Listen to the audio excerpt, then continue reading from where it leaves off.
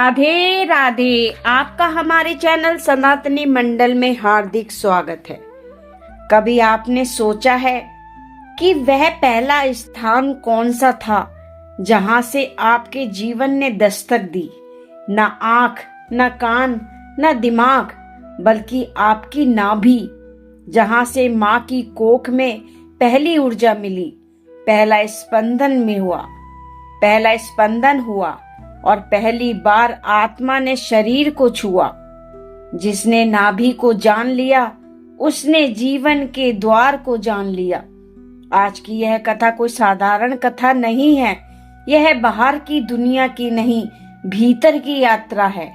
अगर आप जीवन से थक चुके हैं, अगर आप बहुत खोज कर चुके हैं, अगर आप शांति ढूंढ रहे हैं, तो यह कथा आपको आपसे मिलाने आई है। जब बच्चा माँ की कोख में होता है तो उसका कोई मुंह नहीं, कोई आंख नहीं, कोई फेफड़ा नहीं चलता, फिर भी वह जीवित रहता है। क्यों? क्योंकि नाभि से माँ का जीवन उसमें बह रहा होता है। नाभि सिर्फ एक अंग नहीं, यह जीवन का प्रवेश द्वार है। जन्म के बाद डोर काट दी जाती है, लेकिन ऊर्जा का द्वार कभी बंद नहीं होता। वह द्वार अभी भी खुला है, बस हम भूल गए हैं उससे बात करना। हम सोचते हैं कि आत्मा दिमाग में है या दिल में है, लेकिन आत्मा का पहला स्पर्श नाभि में होता है। कभी ध्यान दिया है? जब डर लगता है पेट सिकुड़ जाता है, जहाँ प्रेम होता है पेट में गर्मी उठती है, जब धोखा मिलता है अंदर ऐंठन होती है। क्यों? क्योंकि भावनाओं का पहला संकेत नाभि में आता है। नाभि चेतना का कंपास है जो बताता है तुम सही हो या गलत। जब मैं समाधि में उतरता हूँ तो सबसे पहले मेरी बेचैनी नाभि में स्थिर होती है और वहां एक कंपन उठता है। वह कंपन कोई शारीरिक कंपन नहीं है, वह चेतना की तरंग थी। धीरे धीरे वह तरंग रीढ़ की हड्डी में ऊपर जाती है और सिर में प्रकाश बन जाती है। नाभि आत्मा का द्वार है और ब्रह्मांड की सीढ़ी है। मन भटकता है क्योंकि हम ऊपर जीते हैं। दिमाग में सोच, भय, योजना, यादें, लेकिन हमारा मूल नीचे है, नाभि में। जब चेतना अपने केंद्र से हट जाती है तो जीवन डगमगाने लगता है। इसलिए लोगों को अकेलापन लगता है, बेचैनी रहती है, नींद नहीं आती, निर्णय गलत होते हैं क्योंकि वे अपने केंद्र से कट गए हैं। अब एक साधारण अभ्यास, शांत जगह बैठिए, आंख बंद कीजिए, हाथ नाभि पर रखिए और सांस पर ध्यान दीजिए।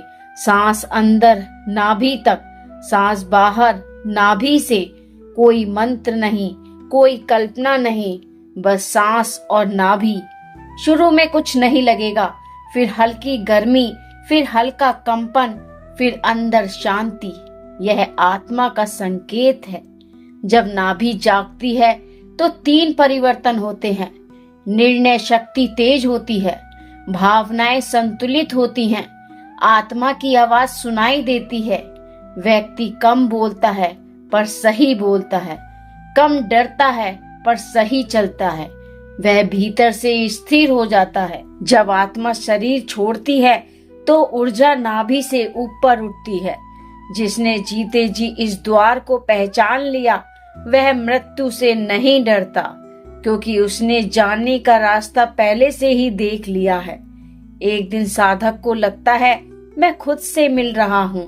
कोई आवाज नहीं, कोई दृश्य नहीं, बस एक मौन, एक घर, एक अपनापन। भगवान बाहर नहीं, भीतर है, और भीतर का द्वार नाभि है। मनुष्य केवल शरीर नहीं है, वह अपने आप अपने संस्कार भी लाता है। संस्कार यानी पिछले अनुभव की छाप, डर, इच्छाएं, वासनाएं, स्मृतियां, और यह सब सबसे पहले नाभि क्षेत्र में संग्रहित होती हैं। इसलिए कई बार बिना कारण मन भारी हो जाता है या अचानक उदासी छा जाती है। यह कोई बाहरी कारण नहीं होता, वह भीतर जमी स्मृति अपनी आवाज उठाती है। जब साधक नाभि पर ध्यान करता है तो ये संस्कार धीरे धीरे पिघलने लगते हैं, जैसे धूप में रखा बर्फ अपने आप पिघल जाता है। जब नाभि में चेतना स्थिर होती है तो आत्मा के पुराने द्वार खुलते हैं। कई साधकों ने अनुभव किया कि ध्यान में उन्हें ऐसे दृश्य दिखे जो इस जीवन के नहीं थे। कोई खुद को किसी और शरीर में देखता है, कोई किसी पुराने स्थान पर खड़ा पाता है। यह कल्पना नहीं होती बल्कि स्मृति का जागरण होता है, क्योंकि आत्मा जब शरीर बदलती है तो मन के साथ नहीं जाती, वह नाभि की चेतना के साथ जाती है। हम सोचते हैं इच्छा दिमाग में पैदा होती है। इच्छा का जन्म नाभि में होता है और दिमाग उसे योजना देता है। कभी ध्यान दीजिए, जब कोई लालसा उठती है तो पहले पेट में खिंचाव होता है और विचार बनता है। अगर नाभि स्थिर हो तो इच्छाएं कमजोर पड़ जाती हैं, और अगर नाभि असंतुलित हो तो इच्छाएं तूफान बन जाती हैं। इसलिए नाभि पर ध्यान इच्छाओं को मारता नहीं, उन्हें शुद्ध करता है। जब नाभि स्थिर होती है तो केवल व्यक्ति नहीं बदलता, उसका व्यवहार बदलता है। वह दूसरों को अपने जैसा महसूस करने लगता है, क्योंकि नाभि सबका एक सा द्वार है। हर शरीर वहीं से बना है, हर आत्मा वहीं से आई है। इसलिए जब साधक नाभि में उतरता है तो अलगाव मिटने लगते हैं। मैं और तुम धीरे धीरे हम बन जाते हैं। यही करुणा है, यही प्रेम है। अधिकांश रोग नाभि की ऊर्जा के असंतुलन से जन्म लेते हैं। चिंता पेट बिगाड़ती है, डर पाचन रोकता है, क्रोध अग्नि बढ़ाती है। इसलिए योग में पहले नाभि को शुद्ध किया जाता है, ताकि शरीर और मन दोनों स्वस्थ हों। नाभि स्वास्थ्य का द्वार भी है और शांति का। जब साधक नाभि में टिकने लगता है तो जीवन उसकी परीक्षा लेती है। अपमान, हानि, विक्षोभ, दुख, लेकिन अब ये उसे तोड़ते नहीं बल्कि और गहरा करते हैं।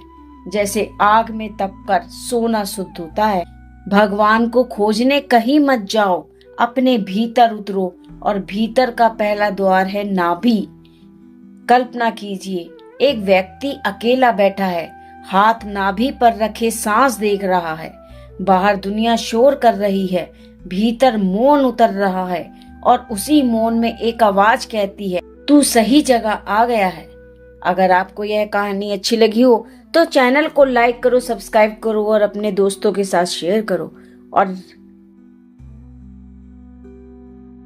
अगर आपको यह कहानी अच्छी लगी हो तो चैनल को लाइक करो, सब्सक्राइब करो और अपने दोस्तों के साथ शेयर करो। और कमेंट में लिखो राधे राधे।